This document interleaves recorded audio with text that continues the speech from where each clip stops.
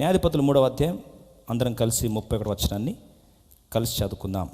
అతని తరువాత ఆనాతు కుమారుడైన షమ్గరు న్యాయాధిపతిగా ఉండెను. అతడు ఫిలిస్తీయులలో 600 మందిని మునుకోల కర్రతో హతము చేసెను. అతడును ఇశ్రాయేలులను రక్షించెను. ఈ సందర్భంలో మనందరి జీవితాల్లో దేవుడు బలంగా వాడుకోవాలని ఆశపడతాం.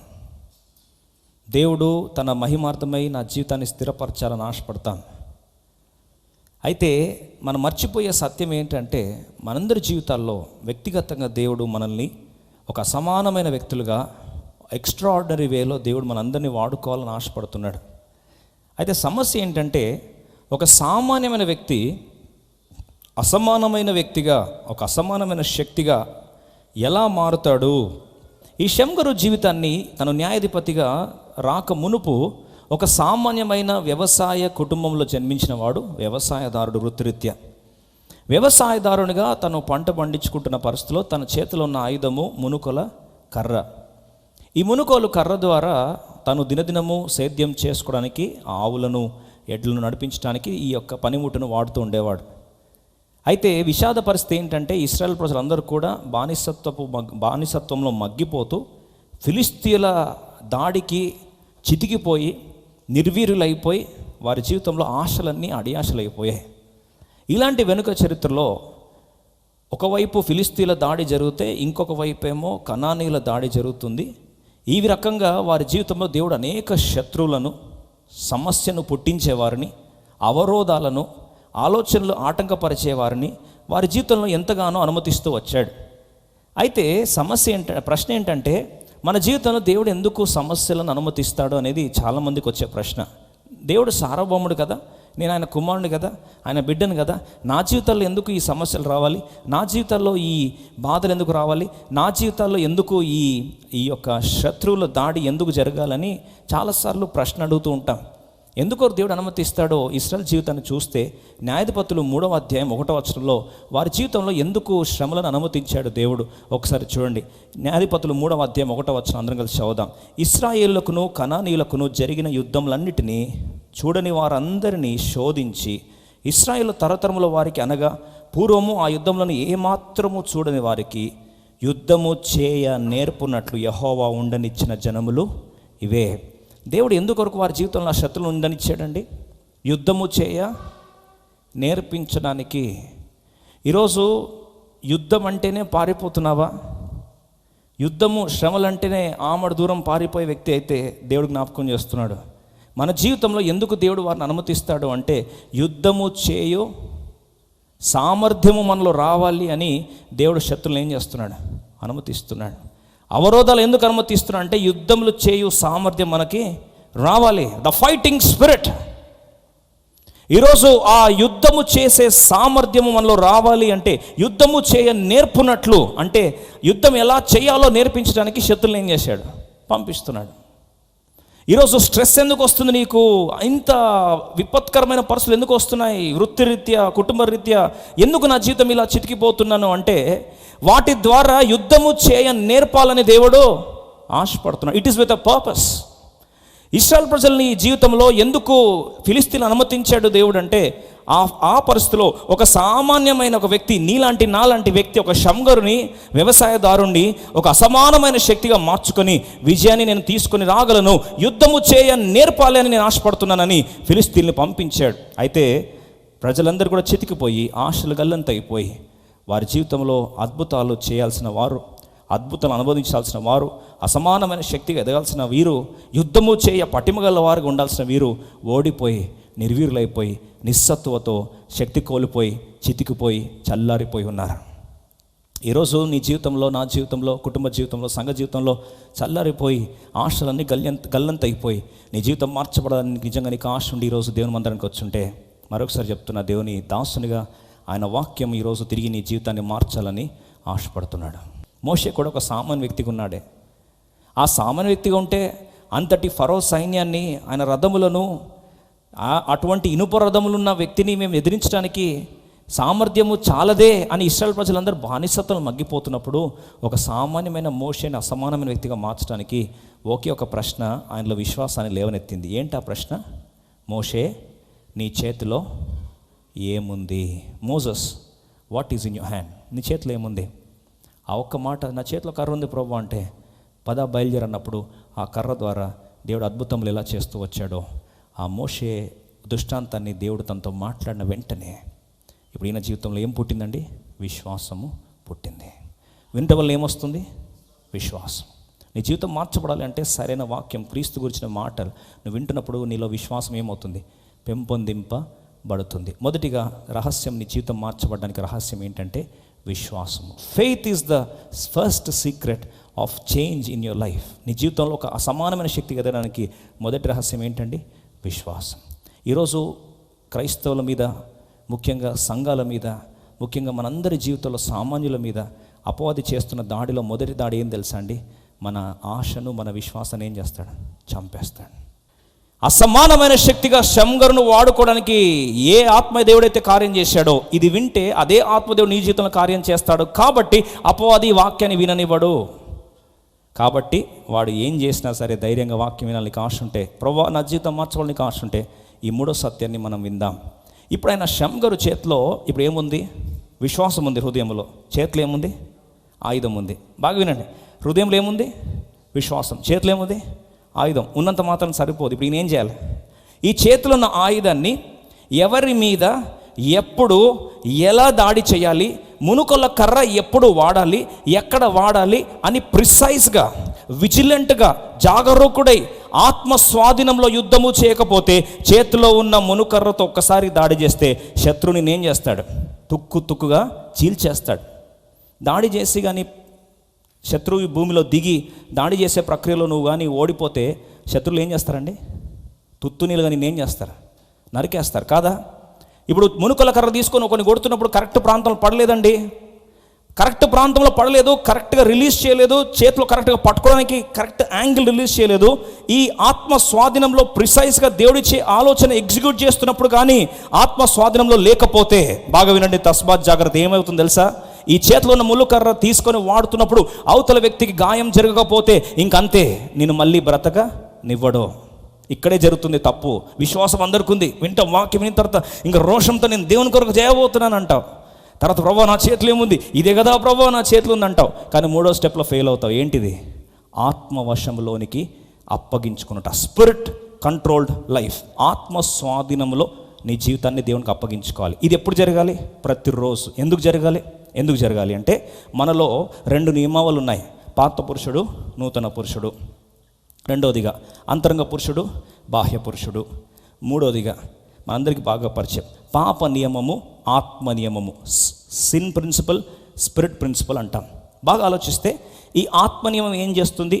శరీర నియమం ఏం చేస్తుంది? ఫ్లెష్ ప్రిన్సిపల్ ఏం చేస్తుంది? ఆత్మ నియమం ఏం చేస్తుంది? బాగా ఆలోచించండి. శరీర నియమం ఏం చేస్తుంది అంటే ఎప్పుడు లోకం వైపు ఆకర్షిస్తుంది. లోకంలో ఏముంది? శరీరాశ, నేత్రాశ, జీవపుడంబం. దీనివైపు అంటే ఈ వీటి వైపు ఎప్పుడు శరీర నియమం లాగుతూనే ఉంటుంది. నీ డెసిషన్ మేకింగ్ ఎప్పుడు కూడా ఆ వైపే ఆకర్షిస్తుంది. ఇప్పుడు ఆత్మ నియమం ఏం చేస్తుంది? పరిశుద్ధాత్మ దేవుడు ఏం చెప్తే అది చేయడానికి ఇష్టపడుతుంది. ఈరోజు ప్రశ్న ఏంటంటే, ఆత్మ నియమంలో నువ్వు ఎందుకు ఉండాలి అని ఆలోచిస్తే, రక్షణ పొందక ముందు అన్నిళ్ళు జీవితం చూస్తే, మనం ఒకప్పటి జీవితం చూస్తే మనకు ఒకటే నియమం. ఏంట నియమం? పాపపు నియమం, శరీర నియమం. కాబట్టి పెద్ద కన్ఫ్యూజన్ ఏమి ఉండదు. కానీ రక్షణ పొందిన తర్వాత లోపల 2 నియమాలు పనిచేస్తాయి. ఒకటి పాపపు నియమం, ఇంకోటి ఆత్మ నియమం. శరీర నియమం, ఆత్మ నియమం. ఇప్పుడు ఫ్లెష్ ప్రిన్సిపల్, స్పిరిట్ ప్రిన్సిపల్, ఈ 2 పనిచేస్తున్నప్పుడు పాత పురుషుడు, నూతన పురుషుడు, అంతరంగ పురుషుడు, బాహ్య పురుషుడు. బైబిల్లో ఈ 2 రకాల పదజాలం మనం విస్తృతంగా ఉపయోగిస్తూ ఉంటాం. ఇప్పుడు ఈ 2 వ్యక్తులు లోపల నీ పనిచేస్తున్నప్పుడు నీ స్పందన దేని మీద ఆధారపడుతుంది తెలుసా అండి? అందుకొరకు మనిషిలో ఏమున్నాయి? Man is a tripartite being అంటాం. అంటే మనిషిలో 3 ఉన్నాయి. Spirit, soul, body. ఆత్మ, ప్రాణ, శరీరంలో ఉన్నాయి. శరీరం ఏమో శరీర నియమం ద్వారా వెళ్తుంది, ఆత్మ ఏమో ఆత్మ నియమం ద్వారా వెళ్తుంది. అయితే ఈ 2 డిసైడ్ చేసే డిసైడింగ్ ఫ్యాక్టర్ ఎవరు తెలుసా? ప్రాణము. దాన్నే మనము సైకి అంటాం, సోల్ అంటాం, ఆలోచనలు అంటాం, మైండ్ అంటాం. ఈ మైండ్ ఏం చేస్తుందంటే ఆత్మ నియమాన్ని, పరిశుద్ధాత్మ దేవుని స్వాధీనంలో ఉంటే ఆత్మ నియమం ఫాలో అవుతాం, శరీర స్వాధీనంలో ఉంటే శరీర నియమం ఫాలో అవుతాం. ఇది ప్రతిరోజు మన జరుగుతున్న అనుదిన ప్రక్రియ, అనుదిన యుద్ధం. ఈ ఆత్మ స్వాధీనంలోకి అప్పగించుకోకపోతే మనము సామాన్య వ్యక్తులుగానే మిగిలిపోతాం. అదే పరిశుద్ధాత్మ దేవునికి అప్పగించుకుంటే మన ఆత్మ పరిశుద్ధాత్మ దేవునితో అనుసంధానమై స్పిరిట్ కంట్రోల్లో ఉంటే సామాన్య వ్యక్తి ఎవరవుతారు? అసమాన వ్యక్తిగా మారుతాడు. అర్థమైందన్న ఒకసారి చేస్తానండి. Praise God. ఎందుకు చెప్తున్నాను ఈ మాట అంటే, ఇది తెలుసుకోకపోతే అపవాది ఈ ప్రాంగణంలో విరుచుకుపడతాడు, దాడి చేస్తాడు, నీ జీవితాన్ని ఓడిస్తాడు. ప్రేమిత్రం ఒకసారి ఆలోచించు. ఈ రెండు డిసైడింగ్ ఫ్యాక్టర్ ఏమవుతుందంటే, ఈ ప్రాణము దేనికి ఎక్కువ మొగ్గు చూపితే అటువైపు డిసైడ్ అవుతుంది. So the soul is a deciding factor for the flesh principle or the spirit principle to operate. ఇప్పుడు శరీర నియమం ఫాలో అవుతామా, ఆత్మనియమం ఫాలో అవుతామా, మన ప్రాణం ఏం చెప్తే అది ఫాలో అవుతాం. అందుకొరకే ఎక్కువ వాక్యము స్వాధీనంలో ఉంటే నువ్వు స్పిరిట్ కంట్రోల్లో ఉంటావు. ఈరోజు సమస్య ఏంటంటే, ఆత్మ స్వాధీనం ఎంత ప్రాముఖ్యమైంది అంటే, ఈ శంగరును అసమానమైన శక్తిగా మార్చింది ఒకే రహస్యం. అది శక్తి కాదు, బలం కాదు, తన లోపల ఉన్న విశ్వాసం మాత్రమే కాదు, చేతులను ఆయుధం మాత్రమే కాదు. ఇవి రెండు చాలామంది జీవితాలు ఉన్నాయి, లేవా అండి? మోషే గురించి తెలీదా ఇశ్రాయేల్ ప్రజలకి? ప్రతి ఒక్కరికి తెలుసు. మరి ఎందుకు వారి జీవితాలు మారలేదు? అనేకుల చేతిలో, వ్యవసాయదారుల చేతుల్లో మనుకల కర్ర ఉంది, మరి వారి జీవితాలు ఎందుకు మారలేదు? ఎందుకంటే బాగా గమనించండి, జకర్యా గ్రంథము 4వ అధ్యాయము 6వ వచనం. నీ జీవితాన్ని మార్చే సీక్రెట్ దయచేసి మర్చిపోకు ప్రియ సోదరి సోదరుడా. ఈ సీక్రెట్ని మర్చిపోద్దు. చాలామంది ప్రాంతానికి వచ్చేలోపు అపవాదిని దాడి చేస్తాడు, నీ జీవితాన్ని పనికి రాకుండా చేస్తాడు. జకర్యా గ్రంథం 4వ అధ్యాయం 6వ వచనం. అందరం కలిసి జాగ్రత్తగా బిగ్గర చదువుదాం. చాలా ప్రాముఖ్యమైన మాట, అందరం కలిసి చదువుదామండి. అప్పుడు అతడు నాతో ఇట్లనుచును, జెరుబ్బాబెలు నాకు ప్రత్యక్షమగు యెహోవా వాక్కు ఇదే, శక్తి చేతనైనను బలము చేతనైనను కాక నా ఆత్మ చేతనే ఇది జరుగునని సైన్యములకు అధిపత్యగు యెహోవా సెలవిచ్చాను. ఇది శక్తి చేత కాదండి. రెండవది ఆత్మ చేత కాదు. దేని ద్వారా జరుగుతుంది? శక్తి చేత కాదు, బలము చేత కాదు, దేంతో? ఆత్మ ద్వారానే జరుగుతుంది. ప్రియ సోదరి సోదరుడా, మూడవది, ఈ శంగరును అసమానమైన శక్తిగా గత వారం 10 అద్భుతాలు చూశాను. 10 అద్భుతాలు, 10 బ్రేక్ త్రూలో సీక్రెట్ ఒకటే, అది శక్తి చేత జరగలేదు, బలము చేత జరగలేదు, జరిగిందంతా ఆత్మ ద్వారానే జరుగుతుంది. ఆత్మవర్షంలోకి వెళ్తున్నప్పుడు 5 సీక్రెట్స్, ఆత్మవర్షములోనికి వెళ్ళడానికి 5 రహస్యాలు. మొదటిగా ఆత్మవర్షంలోకి వెళ్ళాలి అంటే 1 సమూయేలు 10వ అధ్యాయం 5వ వచనం. సామాన్యమైన సౌలు అసమానమైన వ్యక్తిగా మార్చబడ్డాడు. ఎలా మార్చబడ్డాడు? ఆయన మార్పుకు గల రహస్యం ఏంటి? అసలు సీక్రెట్ ఏంటి? ఆయన జీవితం ఎలా మార్చబడింది? ఆ సీక్రెట్ని మనం చూడడానికి ఒక సామాన్యమైన సౌలుని ఒక గొప్ప రాజుగా దేవుడు అభిషేకించడానికి సమూయేలుని పంపించాడు. ఇప్పుడు సమూయేలు అంటాడు, సౌలా, నువ్వు మార్చబడ్డానికి, ఒక నూతన వ్యక్తిగా, మహాశక్తిగా మార్చబడ్డానికి నీకు కొన్ని సీక్రెట్స్ చెప్తాను, నువ్వు ఫాలో అయిపో అంటాడు. అని చెప్పి ఆ ఫాలో అయిపోవడానికి సీక్రెట్ చెప్తాడు. మొదటి మాట 1 సమూయేలు 10వ అధ్యాయం 5వ వచనం. అందరం కలిసి చదువుదాం. ఈలాగున పోవచ్చు, అందరం కలిసి చదువుదామండి. ఈలాగున పోవచ్చు, ఫిలిస్తీన్ల దండు కాపుర వారుండు దేవుని కొండకు చేరుదువు. దేవుని కొండ, స్టెప్ 1. దేవుని కొండ దగ్గర నువ్వు వెళ్ళాలి అంటే బాగా వినండి. దేవుని కొండ అంటే దేవుని సన్నిధి. దేవుని కొండలో ఎవరు ఉంటారు? హెజ్కేలు గ్రంథము ఆఖరి అధ్యాయము ఆఖరి మాట చూస్తే అది దేవుడు ఉండు స్థలము. It is where the presence of God is. హెజ్కేలు గ్రంథం ఆఖరి అధ్యాయం ఆఖరి వచనం ప్రకారం చూస్తే దేవుని కొండ అంటే దైవ సన్నిధి. ఇంకో మాటలో దేవుని సన్నిధి ప్రస్ఫుటంగా ఉండే ఆ దేవుని సన్నిధి ఎలా మనం పొందగలము? ఆదియందు వాక్యం ఉండను, వాక్యం దేవుని ఉండను, వాక్యమే అంటే స్టెప్ నెంబర్ 1 ఏది అంటే, వాక్యానుసారంగా దేవుని సన్నిధి ఏ ప్రాంతంలో ఉందో నువ్వు ఆ ప్రాంతానికి వచ్చినట్లయితే, లేదా వాక్యము ద్వారా నింపబడినట్లయితే, లేదా దైవ సన్నిధి వశములో ఉంటే ఖచ్చితంగా నువ్వు దేవుని ఆత్మ నడిపింపులోకి మొదటి స్టెప్ క్లియర్ అయినట్లు. ఇప్పుడు ఆ కొండకు రావాలన్నాడు. రెండవది ఏంటి చూద్దాం. 1 సమూయేలు 10వ అధ్యాయం 5వ వచనం కలిసి చదువుదాం. చూడండి. అచ్చట ఊరి దగ్గరకు నీవు రాగానే స్వరమండలము, తంబుర, సన్నాయి, సితార వాయించు వారి వెనుక ఉన్నతమైన స్థలం నుండి దిగవచ్చు ప్రవక్తల సమూహం నీకు కనబడదు. చాలండి. ప్రవక్తల సమూహం రాకముందు ఫస్ట్ ఎవరు వస్తారట? స్వరమండలము, తంబుర, సన్నాయి, సితార వాయించు వారి బృందము. ఒక్క మాటలో చెప్పాలంటే ఇది ఏంటి? ఇప్పుడు నూతన నిబంధనలో దాని కోరిలేషన్ చూస్తాం. దాని ఎగ్జాంపుల్ ఎఫ్ఎస్సి రాష్ట్ర పత్రిక 5వ అధ్యాయం 19వ వచనం చూడండి. పాత నిబంధనలు ఇది, నూతన నిబంధనలు ఈ సీక్రెట్. ఏంటది నూతన నిబంధనలో? చూద్దాం. ఈ సీక్రెట్ని పాత నిబంధనలో సమూయేలు చెప్పాడు, ఇక్కడ పౌలు చెప్పాడు. అయితే అర్థం కావడం కొరకు ఏంటంటే ఇది అందరం కలిసి చదువుదాం. ఒకరినొకడు కీర్తనలతోనూ సంగీతములతోనూ ఆత్మ సంబంధమైన పాటలతోనూ హెచ్చరించుచు మీ హృదయములలో ప్రభుని గూర్చి పాడుచు కీర్తించుచు. 20th verse, Ephesians 5:20. మన ప్రభు అయిన యేసుక్రీస్తు పేరట సమస్తం గూర్చి తండ్రి అయిన దేవునికి ఎల్లప్పుడూ కృతజ్ఞతాస్తుతులు చెల్లించాలండి. మొదటిగా దైవ సన్నిధి, దేవుని వాక్యం. రెండవది ఆత్మీయ కీర్తనలు. అందుకొరకే ఆత్మ సంబంధమైన కీర్తనలు అనేవి చాలా ప్రాముఖ్యమైందండి. ఎందుకంటారా, దేవుని వాక్యం మనలో నివసించాలి అంటే వాక్య రూపంలో నివసించడం కష్టం. అందుకు ప్రభు ఏమన్నాడంటే అంత్య దినాల్లో ఆత్మవశంలో మీరు ఉండాలి అని ఎఫెసీ 5:19 అంటాడు. ఆత్మ సంబంధమైన కీర్తనలతోనూ లేదా పాటల ద్వారా ఈ దేవుని యొక్క వాక్యం మీలో సమృద్ధిగా ఏం కావాలి, నివసించాలి. ప్రియమిత్రమా, ఈరోజు ప్రశ్న అడుగుతున్నాను, నువ్వేం వింటావు దినమంతా? నువ్వు వినేదేంటి? అదే కదా నీ జీవితంలో విశ్వాసాన్ని పుట్టించేది. అవ్వకు ఒక ప్రశ్న నింది, ఇది నిజమా అని, జీవితం నాశనమైంది. అదే ఒక మాట, నీ మాట శతాధిపతి అంటే నీ ఒక్క మాట చాలయ్యా, నా దాసుడు బ్రతుకుతాడు. ఈరోజు ఆత్మ సంబంధమైన కీర్తనలకు విలువేదే. ఆత్మ సంబంధ కీర్తనలు అంటే పనికి మనల పాటలు కాదండి. మనం పెట్టుకునే పాటలు మనలో ఏమి నిండుతాయో తెలుస్తుంది. ఆత్మ సంబంధమైన కీర్తనలు ఈరోజు అది కీర్తనలు ఆత్మ సంబంధమైన కావా అంటే ఆత్మ సంబంధమైన కీర్తనలో దేవుని వాక్యం ఆధారితంగా పాట రాస్తారు. ఒక రచయితగా చెప్తున్నాను, దేవుని పాటలు రాయడానికి వాక్యాన్ని నింపబడిన పాటలు ఉంటాయి కొన్ని. ఆ పాటలు ఎట్లా పడితే అట్లా ఏదో రాయాలి కాబట్టి రాయాలి, ప్రాస కాబట్టి రాసేసాము, ఏదో ట్యూన్ వచ్చింది ఏదో పడుతుంది, అది కాదు పాటలు అంటే. వాక్యము చేత నింపబడిన పాటలు కానీ నువ్వు ఎప్పుడైతే అవి పాడడం ఆరంభిస్తావో, ఆత్మదేవుని ఎప్పుడైతే నువ్వు గణపరచడానికి కీర్తనల ద్వారా స్తుతించడానికి ఇష్టపడతావో, దేవుడు ఒక దుర్గాన్ని స్థాపించి ఆత్మవశంలోకి నిన్ను తీసుకెళ్తాడు. Don't under estimate spiritual songs, ఆత్మ సంబంధ కీర్తనలు. ఈరోజు అందుకొరకే కొన్నిసార్లు ఒకరినొకడు కీర్తనలతో సంగీతంతో ఆత్మసం పాటలు హెచ్చరించచ్చు. కొన్నిసార్లు పాటల ద్వారా మనతో మాట్లాడడానికి, ఎప్పుడన్నా మన పాటల ద్వారా మనతో మనం మాట్లాడుకున్నామండి. ఇంగ్లీష్లో రాస్తారు, స్పీక్ టు వన్ సెల్ఫ్. నీతో నువ్వు మాట్లాడుకో పాటల ద్వారా. ఎలా సాధ్యమవుతుంది?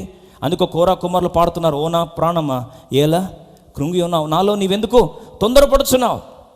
వారు మాట్లాడుకుంటున్నారు. దావీదు అంటాడు, ఓ నా ప్రాణమా ఎందుకు భీతిల్లుతున్నావు, ఎందుకు భయపడుతున్నావు, ఓ నా ప్రాణం ఎందుకు అస్థిరమైపోయినావు. ఆయన వాక్యాన్ని జ్ఞాపకం చేస్తూ ఆ పాటల ద్వారా, దేవుని వాక్యాన్ని పాటల ద్వారా వారు ఏం చేస్తున్నారు, ప్రేరేపితులు అవుతున్నారు. అందుకో దేవుడు మాట్లాడినప్పుడు 2015 సంవత్సరంలో ఆ కృంగుదల మీద విజయానికి ఆ పాట రాస్తూ, ఓ నా ప్రాణమా ఏలా కృంగి ఉన్నావని, ఆ పాట మనతో మనం మాట్లాడుకోవడానికి దేవుడు ఎప్పుడైతే సెలవిచ్చాడో అప్పుడు ఆ పాట రాయడం జరిగింది. ఎందుకు చెప్తున్నాను ఈ మాట అంటే, ఆత్మ సంబంధమైన కీర్తనలు నువ్వు ఎంతగా వింటావో అంతగా దేవుని ఆత్మవశంలోకి నువ్వు అప్పగించుకుంటావు. అందుకొరకు ఆత్మసమైన పాటల విలువను దేవుడు జ్ఞాపకం చేస్తూ ఉన్నాడు. దేవుని వాక్యం ఎంత నింపుకుంటే అంత మంచిది. పాటల ద్వారా, వాక్యం ద్వారా దేవుని వాక్యం మీ హృదయంలో సంపూర్ణంగా సమృద్ధిగా నివసింప నీయుడే. ఇప్పుడు రండి మూడో సత్యానికి వస్తాం. మొదటిగా దైవ సన్నిధి, దేవుని వాక్యం ద్వారా ఆ దేవుని కొండ దగ్గర దర్శనం కావాలి. రెండవది ఆత్మ సంబంధమైన పాటల ద్వారా ఈ ఆత్మ ప్రేరణలోనికి నువ్వు వెళ్తావు. మూడవది అదే 1 సమూయేలు గ్రంథం 10వ అధ్యాయం 5వ వచనం చూస్తాం. మూడో స్టెప్ చూస్తాం రండి. 1 సమూయేలు గ్రంథం 10వ అధ్యాయం 5వ వచనం అందరం కలిసి చదువు. 1 Samuel chapter 10 verse 5. Will read out కదా, అందరం కలిసి చదువుకుందామండి. ఇలాగున పోవచ్చు ఫిలిస్తీన్ల దండు కాపురమండు దేవుని కొండకు చేరుదువు. అచ్చట ఊరి దగ్గర నీవు రాగానే స్వరమండలము, తంబూర, సన్నాయి, సితార వాయించు వారి వెనుక ఉన్నతమైన స్థలము నుండి దిగివచ్చు. మూడోది ప్రవక్తల సమూహము నీకు కనబడును, వారు ప్రకటన చేయొచ్చు వత్తురు. మూడోది ఏం తెలుసా అండి, ఆత్మీయమైన సహవాసం, ఫెలోషిప్ ఆఫ్ ద సెయింట్స్. దీని నూతన నిబంధనలు మనం చూస్తే అపోస్తుల కార్యం 2వ అధ్యాయం 42వ వచనం. చాలా ప్రాముఖ్యమైన సత్యం చూడండి. అపోస్తుల కార్యం 2:42. ఏంటది 2:42? అందరం కలిసి చదువుదాం. వీరు అపోస్తలుల బోధ యందును సహవాసమందును, సహవాసం రెండోది ఏంటండి, సహవాసం. అందుకొరకే దినాలు గడిచే కొలది ఈ భౌతిక దూరం మీదనే అపవాది ఏం చేస్తాడు తెలుసా అండి, భౌతిక సహవాసం మీదనే అపవాది దాడి చేస్తాడు. ఫిజికల్ గ్యాదరింగ్ మీరు చూడండి, ఇప్పుడు ప్రస్తుత దినాల్లో ఎక్కువ జరిగే దాడి దేని మీద అంటే కలుసుకోకుండా చేస్తాడు. దానికి మనం చాలా కారణాలు చెప్తాం. ప్రస్తుతం ఉండొచ్చు, ఏ కారణమైన ఉండొచ్చు. అయ్యో COVID-19 అండి అని వ్యాక్సిన్ వచ్చినా కానీ రేపు అదే రీజన్ చెప్తాం. అయ్యో COVID-19 వ్యాక్సిన్ రిజల్ట్ వచ్చేదాకా తర్వాత ఏదో ఒక రీజన్ చెప్పి చేంజ్ చేస్తారు అపవాది. భౌతికంగా సమాజంగా కూడడం నేను అనుమతించి, అందుకే బయలు రాస్తాను, సమాజంగా కూడుట మానొద్దు. ప్రియమిత్రమా, నువ్వు వాక్యం విన్నావు. రెండవది, ఆత్మ సంబంధమైన పాటల ద్వారా దేవుని ఆరాధిస్తున్నావు, కీర్తనలు పాడుతున్నావు. మూడవది, ఆత్మ సంబంధమైన ప్రవక్తలు, అంటే ఆత్మ ప్రేరేపితులైన వారి మధ్యలో నువ్వు ఉంటే నీ జీవితం మార్చబడుతుంది. సరైన ఆలోచనకర్తలు నీకు ఉండాలి. పౌలుకి దేవుడు, సౌలుకి దేవుడు చెప్పొచ్చు కదా, సమూయేలు అనొచ్చు, నువ్వు డైరెక్ట్గా సింహాసనం అనలేదు. నువ్వు వెళ్ళి ప్రవక్తల మధ్యలో ఉండిపో. అభిషేకించబడిన దైవజనులు, అభిషేకించబడిన ప్రవక్తలు, అభిషేకించబడిన వారు వారి సమక్షంలో, వారి సహవాసంలో ఉండడం ఎంత ధన్యత తెలుసా అండి. ఆ సహవాసం ధన్యతను ఎవ్వరు కూడా తిరిగి తక్కువ చేసి మాట్లాడలేరు. బైబిల్లో లోతు జీవితం అబ్రాం దగ్గర ఉన్నంతవరకు బాగున్నాడు. అబ్రాం కట్టయ్యాడు. చరిత్ర ఏమైందండి? చరిత్ర ఆ విషాద ఛాయల్లో ముగిసింది. ఎందుకు చెప్తున్నాను ఈ మాట అంటే, అబ్రాం ప్రవక్తే, బైబిల్లో రాస్తుంది. ప్రవక్తల అభిషేకం ఉన్న వారి మధ్యలో ఉన్నంత వరకు నీకు క్షేమం. అది నీకు ఆత్మ సహవాసం నీకు కలిగిస్తుంది. Having a godly fellowship, having divine anointed fellowship with the saints of God who are really inspired by the Spirit, it is a game changing golden opportunity. Nothing in the world can shatter that. దైవ అభిషేకం ఉన్న సహవాసం. అందుకొరకే ఎవరి సహవాసం అది కూడా ప్రాముఖ్యం ఉంది. కొందరు సహవాసం కూర్చుంటే రాజకీయాలే మాట్లాడతారు, అది కూడా సహవాసం అంటారు. మళ్ళీ కూర్చొని ప్రేయర్ చేసుకుందామని కూర్చొని వాళ్ళు మాట్లాడేది ప్రేయర్ ఉండదు, వాక్యం ఉండదు, ఆత్మసంబంధం ఏది ఉండదు. ఏది ఏమవుతుంది అంటే రాజకీయాలే మాట్లాడతారు కూర్చొని కూడా. అట్లాంటి సహవాసం దయచేసి ఉండకండి, జీవితంలో ఏం బాగుపడరు. ఆత్మ సంబంధమైన సహవాసం మధ్యలో ఉన్నప్పుడు నీ జీవితాన్ని దేవుడు ఏం చేస్తాడు? ఆత్మవశంలోకి నిన్ను తీసుకెళ్తాడు. Fellowship, don't compromise. నాలుగవదిగా, ఇప్పుడు ఈ ప్రాంతంలో ఆ యొక్క షమ్గరు ఏమి వాడాలి అంటున్నప్పుడు ఆయన ఆలోచనలన్నీ కూడా భౌతిక రీతిగా ఆలోచిస్తే ఓడిపోయేవాడు. రోమా 12:1 చూడండి, 4వ సత్యాన్ని పరిచయం చేస్తాను. Romans chapter 12 verse 1. 4వ సత్యం, రోమన్స్ చాప్టర్ 12 verse 1. అందరం కలిసి చదువుకుందాం. 12:1. కాబట్టి సహోదరులారా, పరిశుద్ధమును దేవునికి అనుకూలమైన సజీవ యాగముగా. అంటే ఒక్కసారి ఆలోచించండి, షమ్గర్ చేయి పట్టుకున్నాడు. ఇప్పుడు చేతిలో ఏముంది చెప్పండి? మునుకోర కర్ర ఉంది కదా. ఇప్పుడు మనమే షమ్గర్ పోషలు ఉంటే దేవుడు పొమ్మన్నాడు. మొదటిగా విశ్వాసం ఉంది, మన చేతిలో ఉన్న వనరులు చూసాం. మూడోది ఆత్మస్వాదులకు అప్పగించుకున్నాం. కానీ ఆత్మదేవుడు పని చేయకముందు మనకు ఒక ఆలోచన వస్తుంది. ఇప్పుడు నేను తీసుకెళ్ళి ఎవరైనా కొట్టాను అనుకో శత్రువుని, ఒకరు తాకకపోతే చెప్పండి, తాకపోతే నా పరిస్థితి ఏంది? ఈ మునుకూరల కర్రను పక్కన పడేసి వాని చేతిలో ఉన్న ఫిలిస్తీన్ ఆయుధంతో చిత్తగొట్టి చంపుతాడు నన్ను కాదా? ముందే ఏమైనా ప్రిపేర్ అవ్వాలి అంటే, నేను భౌతికంగా ఉన్నాను కానీ ఐఎమ్ ఆల్రెడీ డెడ్. నన్ను చంపని. దీన్నే ఆత్మీయ భాషలో ఏమంటారు తెలుసా అండి? సజీవ యాగం. ఆయన ఏం చేస్తాడో చేసుకొని నువ్వు ఈ స్థాయికి వచ్చావంటే ఇంకంతే, ఎవడిని ఆపలేడు. దేవా, నువ్వు నన్ను ఎట్లా వాడుకుంటావో వాడుకో, ఏం చేస్తావో చెయ్యి. చచ్చిన శవంలా నీ చేతిలో పెడుతున్నానని కానీ ఒక్కసారి సజీవ యాగంగా ప్రభు చేతికి పెడితే, let me tell you dear brother and sister, no force in the world can stop you. నువ్వు ఆత్మసాధనకి వెళ్తావు. ఏ ఆలోచన వచ్చినా చంపితే చంపని, నాశనం అయితే నాశనం అవుతా. అందుకొరకు ఎస్తేర్ ఒక మాట, నేను నశించదను, even if I die I don't care. అందుకొరకే దేవుని ప్రజలు బలమైన కార్యాలు చేసిన వారు ఎవరు కూడా ఏ అవరోధానికి కూడా తల వంచలేదండి. ఒకటే మాట అన్నారు, చేస్తాను, సజీవ యాగంగా దేవుని కొరకు నిలబడతాను, అంతే. Living sacrifice. ఆ స్టేజ్కి వచ్చి దేవుని చేతికి అప్పగించుకుంటే ఏమన్నా చేసుకో ప్రభు, దీంతో నీ ఇష్టం, అంతే. వారి జీవితాలు ఏమైనాయి? అసమానమైన రీతిలో మార్చబడ్డాయి. ఈరోజు ప్రభు చేతికి అర్పించుకోవాలని ఆశ ఉందా? లివింగ్ సాక్రిఫైస్, సజీవ యాగంగా. ఇలా మార్చినప్పుడు నువ్వు పాతకాలం ఆలోచించినట్లు ఆలోచించడానికి వీలు లేదు. ఇప్పుడు రోమా 12:2 చూస్తే fifth secret for spirit control life, ఆత్మస్వాధీనంలో జీవించడానికి 5వ రహస్యం చూసి ముగించుకుందాం. రోమా 12:2 ఇది చదువుకుందాం. మీరు ఈ లోక మర్యాదను అనుసరింపక ఉత్తమమును అనుకూలమును సంపూర్ణమైన దేవుని చిత్తం ఏదో పరీక్షించి తెలుసుకున్నట్లు మీ మనస్సు మారి నూతన మగుట వలన రూపాంతరము ఏం మారాలట? మనస్సు మారి. ఆఖరిగా 5వదిగా ఏం మారాలండి? మనస్సు మారాలి. ఈ 5 స్టెప్స్ అంటే మనస్సు మారడం అంటే అర్థం ఏంటంటే, అంతవరకు ఒకలాగా ఆలోచించావు. ఆత్మ సంబంధం రీతిలో నువ్వేం చేయాలి? ఆలోచించడానికి ఇష్టపడాలి. పాప నియమం బట్టి ఆలోచించడానికి వీల్లేదు, పాత పురుషుని బట్టి ఆలోచించడానికి వీల్లేదు, లోకస్తులిక జ్ఞానాన్ని బట్టి ఆలోచించడానికి వీల్లేదు. ఇది మానవాతీతమైన శక్తి దేవుడు కార్యం చేయగలడని ఆత్మ సంబంధం ఆలోచించడానికి ఆరంభిస్తే అంటే ఇంకో మాటలు చెప్పాలంటే బైబిల్ రాస్తుంది, నీ స్వబుద్ధిని ఆధారము చేసుకునక నీ పూర్ణ మనసుతో, అయ్యా నేను ఎలా చెప్తే అలా చేయడానికి సిద్ధమని సజీవయాగం సమర్పించుకొని మనసు మార్చబడడానికి ఇష్టపడితే, ఈ 5 రహస్యాలు నెరవేర్చడానికి ఇష్టమైతే మనం ఎవరి స్వాధీనంకి వెళ్తాం తెలుసా అండి? ఆత్మ స్వాధీనంలోకి వెళ్ళిపోతాం. అప్పుడు ప్రభు అంటాడు, ఇది శక్తి చేత కాదు, బలము చేత కాదు, నా ఆత్మ ద్వారానే ఈ గొప్ప కార్యాన్ని చేస్తాను. That's it. మొదటిగా విశ్వాసం, రెండవది చేతిలో ఉన్న వనరులను దేవుని చేతిలో పెట్టడం, మనం తెలుసుకోవడం, మూడవది ఆత్మ స్వాధీనంలో, ఆత్మవశములో చేయడం. ఆలోచించు, ఈ ఆత్మవశంలో నువ్వు చేసే వంట, చాలామంది అంటారు ఆత్మ స్వాధీనం అంటే గొప్ప గొప్ప పనులు చేయడానికి వాడతారు. కాదండి, ఆత్మ స్వాధీనంలో నువ్వు దినదిన పనులు, దైనందిక పనులు చేయొచ్చు. అది ఇల్లు ఊడవడం కావచ్చు, వంట వండడం కావచ్చు, కంప్యూటర్ ఆపరేషన్ కావచ్చు, కారు వెహికల్ నడపడం కావచ్చు, జాబ్ చేయడం కావచ్చు, వాయిద్యం వాయించే ఏదైనా కావచ్చు. నువ్వు ఆత్మ స్వాధీనంలోకి అప్పగించుకొని చేసే పని, ఆత్మవశంలో లేని పనికి మన భాషలో జమీన్ ఆస్మాన్ అంత తేడా ఉంటుంది. ఎందుకు చెప్తున్నాను తెలుసా అండి? అందరు చేస్తారు, నువ్వు చేస్తావు. అదే నువ్వు ఆత్మవశంలో చేస్తే, నువ్వు చేసేదానికి మిగతా వారు చేసేదానికి, షమ్గరు చేసిన దానికి మిగతా వాళ్ళు చేసేదానికి తేడా ఉంటుంది.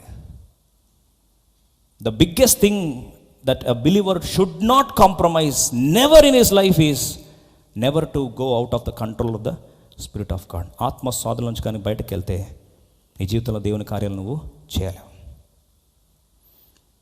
4వ మాట, ఆత్మ స్వాధీనంలో ఉన్నప్పుడు నువ్వు చేయాల్సిన 4వ పని, మత్తయి సువార్త 17వ అధ్యాయం 20-21 వచనం చదువుకొని బదులకు వెళ్ళిపోదాం. Matthew chapter 17 verse 20 and 21.